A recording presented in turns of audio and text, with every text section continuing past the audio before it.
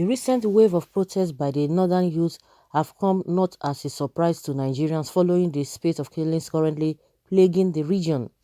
The first wave of protests occurred in President Buhari's state, Katsina, where youth numbering their hundreds shut down major roads and in a move many have seen a defiant, burnt down billboards with the images of the president and the state governor. The mass protest was sparked off by the killing which occurred that morning and the previous day, where over 50 lost their lives to bandits. Earlier this week, another protest took place, this time championed by Ostra Asha Sharif, chairman of Board of Trustees of the Coalition of Northern Groups, CNG. He was promptly arrested and moved to Abuja shortly after the peaceful protest, which demanded action from government over the rising spate of killings and kidnappings by bandits in the region. Scores of individuals have been killed by bandits across most parts of Katsina in recent weeks, rendering hundreds of families homeless and resorting to begging for food and water for survival. Recall earlier this week, Governor of the state, Aminu Masari, apologized to the people of Katsina for failing to protect them against bandits that have made their lives a living hell. They also demanded action from the government of President Muhammadu Buhari after much protest from well-meaning Nigerians and a group of northern elders. The leader of the protest, Sharif, was released from custody. After that protest, the coalition has also marked Yobe as their next port of call. However, a statement by the Yobe State Command of the Nigeria Police Force has warned the youth not to embark on the planned protests in the state. Speaking, ASP Dungus Abdulkarim, the command's public relations officer, in a statement sent to Daily Post, warned against embarking in such protests and also announced that the planned protest is illegal and will not be permitted to take place in the state.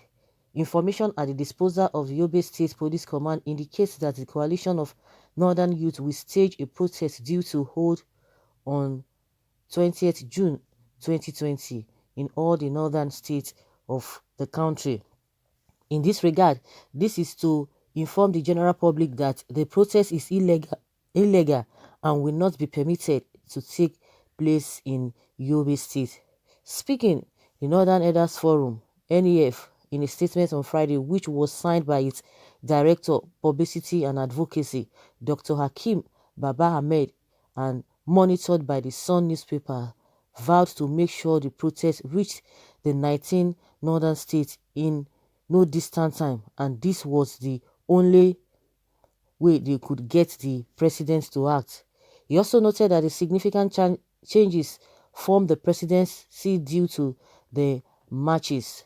After the protests in Kaduna, President Muhammadu Buhari had appealed to the citizens to be patient as the government was making significant plans to clear the state of bandits. President Buhari had also sent a high-powered delegation to some affected states in the northwest to meet with governors and to convey his concerns and plans to take more decisive action against banditry, rustlers, kidnappers and rapists who have made lives of the people virtually valueless. Yesterday to Thursday, the president met with service chiefs and expressed his disappointment at their performance of annihilating the bandits. He directed them to be more proactive and do a better job of protecting our communities. With these promises from the president, Dr. Ahmed noted that all these are evidence that the administration is taking note of the growing outrage from many quarters. With Yobe Police Command denouncing the protest and giving strict warnings to abandon the planned protest, one wonders what the next plan of the CNG will be as banditry and killings still hold sway in the region and the youth are not going to be held down much longer. So guys, the question now is that these people, they have woken up to their responsibilities, because a lot of people have been wondering, why would they wait to such time? Because it's been happening as if it's like just if is a normal thing, whether they all agree to that that has been happening. And since the thing is getting tougher, the thing is not even getting tougher now. It has started right from how many years ago, and the presidency has never said anything. You can imagine, because they are coming out to protest. We have been talking about a ESME. Different people have been coming out, different people have been saying a lot of things on the pages of newspaper. Governors have been coming out. I can remember, if they want to tell us, okay, oh, maybe people are just making things up. If people are making things up, we know what has been happening. Ogun, Ondo, Ekiti, Edo, Kogi, Delta State, at least the Delta State governor, which we've always been talking about, came out and said he has been waiting for, as at that time, he was waiting for the president to say something. We didn't hear anything from the spokespeople, those who usually speak through the government, through the that the government, the president usually speaks through them. We didn't hear anything from them. Nothing, not till today as we speak. We learned that the deputy Senate president, Omar Gege, came to the scene. And I don't know whether this guy came also, Festus Keyamo. So if really the story was not true, or the incident did not happen, at least, if we're not even talking about those ones, we are talking about the governor himself, we know what happened. No statement came from the presidency. They behave as if nothing happened, and this thing has been going on for a very long time. It started from the north. It has, it has come down to the southern part of the country. Nobody, the president will not say anything. But as soon as they just see that people are protesting, or there's a kind of reprisal, that is when they will just be agitated. They will be agitated, they will be angry. What is wrong if people want to protest? No, if they want to protest, peaceful protest, they want to go embark on peaceful protest, they will say you don't have rights. Police will say you don't have rights. See what is happening in other places now, like America. See the protests going on every day. We've never heard that people should not protest, and people are always doing that on a daily basis, because that is the only language they will hear. But it's in Nigeria, you'll be hearing police that you don't have the rights, you don't have the this and this and that, because they know that it will continue to embarrass them. Protests in southern parts of the country is like it's a taboo. It's an offense for you to travel to protest. If you know that you are not guilty, why are you afraid of them protesting? Because if they protest, whatever they say, you are going to counter what they are saying, because at least people can see the evidence that really what they are protesting for, it is not what is really happening.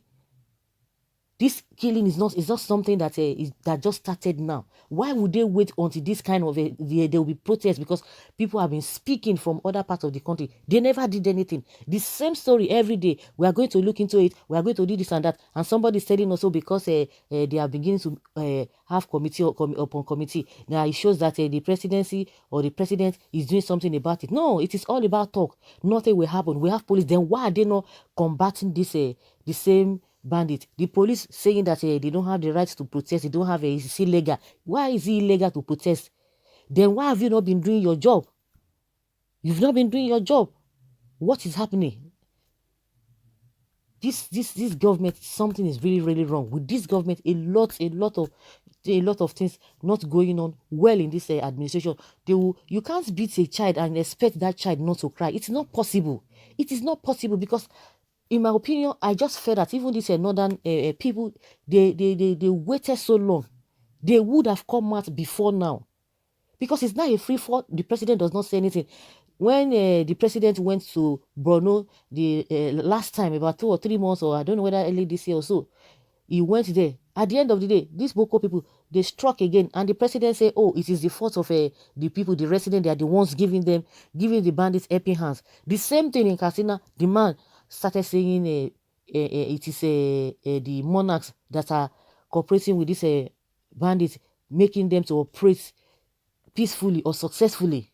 Every time they will just want to hang whatever on to blame other people. It is a opposition they will always be blaming, and we are seeing all of these things in place. If you know who are involved in this, arrest them and do the needful.